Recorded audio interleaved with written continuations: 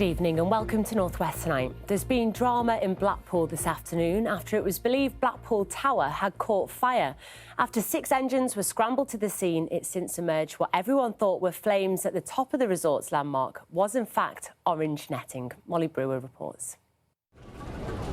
Firefighters were called to this historic building which Blackpool is so famous for earlier this afternoon to what was thought to be a fire at the top of this 129-year-old structure. You may have seen videos and pictures of those supposed flames on social media, but it's a case of don't believe everything you see. Turns out after several hours it was actually orange netting giving the illusion of flames. Blackpool police have confirmed this in the last few hours, and we've also spoken to the fire service. It's to the best of intentions, people have phoned it in, and we've checked it as quickly as we can.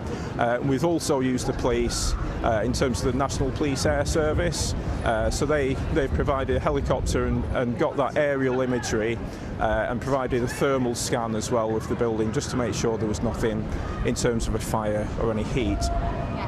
The emergency services were all here behind me, but as you can see, they've all left now.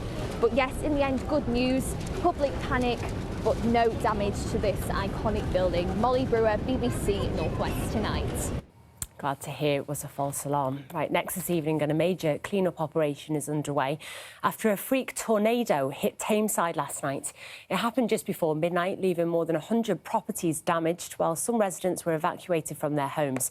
Police say, thankfully, nobody was injured. Phil Cunliffe reports.